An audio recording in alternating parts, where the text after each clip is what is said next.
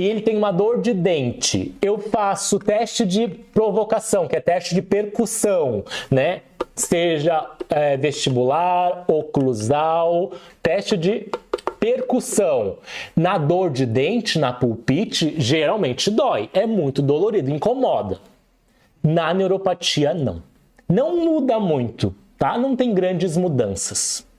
Testes de vitalidade com calor e com gutapercha, né, ou com frio, no dente não tem grandes mudanças daqui. Isso é um ponto que vai diferenciar, diagnóstico diferencial entre dor de dente, pulpite e dor neuropática.